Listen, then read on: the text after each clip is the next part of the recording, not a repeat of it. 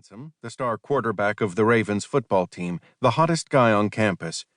Julie had been as impressed as the other girls. Lissa figured Ray Spearman, along with half the guys in school, had been equally impressed with Julie. With her long auburn hair and perfect figure, she had never lacked for male attention. Ray, a born competitor, wanted to be the guy who scored, and eventually his practiced seduction worked. Julie got pregnant, upsetting both their plans. To make matters worse, both sets of parents had pressed for marriage, which lasted only long enough to produce a second child. Drugs, alcohol, and Ray's spoiled, abusive behavior finally led to divorce, and not long after, he completely disappeared.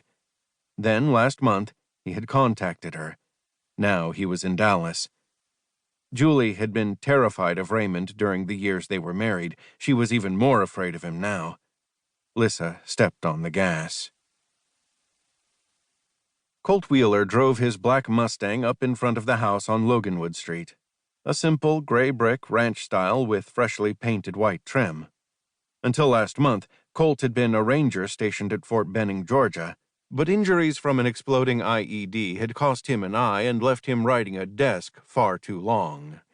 He was out now, on his way back to his hometown of Denver, Colorado, to start a new life. But Dallas was along his route, and at least once a year he stopped by to see the wife of a friend who'd been killed in Iraq. Liam Douglas had been a ranger in the 75th Regiment, same as Colt. His dying wish was for Colt to look in on Julie and their 2 kids, make sure his family was okay. Liam had wanted to adopt Julie's children from her first marriage, but he needed the biological father's permission, and the ex-husband was nowhere to be found. According to conversations Colt had had with Julie, Ray Spearman was a real a-hole. Liam would have made a great dad, but unfortunately he was dead, gone 3 years, leaving Julie and her kids once more alone. Figuring he probably should have called first instead of just showing up, Colt turned off the engine, cracked a window for ventilation, and climbed out of the Mustang.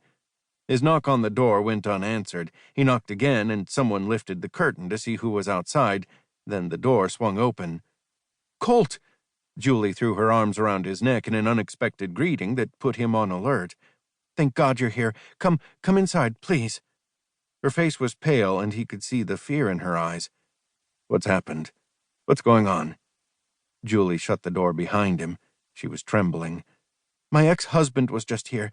I haven't seen him in almost 8 years. She blew out a shaky breath. "Ray called a little while ago. He said he wanted to see his kids, and he was coming right over. There was something in his voice." She shook her head. "Something I remembered from when we were married. I didn't know what to do. Oh, God, Colt." His jaw felt tight. "He hit you?" She took a deep breath. "Not this time, but I thought he was going to." Colt's jaw tightened even more. He led her over to the beige tweed sofa in front of the TV and urged her to sit down. "Where are the kids?" "I was afraid of what he might do, so as soon as they got home from school, I sent them over to the neighbors." "You told them their dad was in town?" "No, they've always been curious, but I've never told them much about him, just that we met in college. It didn't work out, and he left." He nodded. "You still got that bottle of Jack Daniels I brought the last time I was here?" She pressed her lips together, but it didn't stop them from trembling. "It's in the kitchen, top shelf in the cabinet over the sink." "I'll be right back." Colt headed in that direction.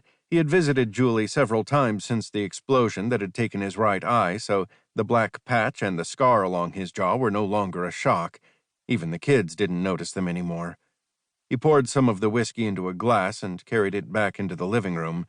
Julie's hand trembled as she took a swallow, then another. "Better?" She nodded. "All right, then. Start at the beginning and tell me what's going on." Chapter 2. A car sat in front of the house as Lissa approached, a shiny black Mustang. She slowed to look in the living room windows, saw the silhouette of someone too tall to be Julie. Probably Ray. She kept driving, parked the Camaro in the alley, and went in through the back gate, crossing the freshly mown lawn and quietly approaching the back door. It was locked, so she found the key Julie hid in a planter on the patio beneath a blooming red geranium and used it to unlock the door. She could hear voices in the living room, one definitely male. Ray.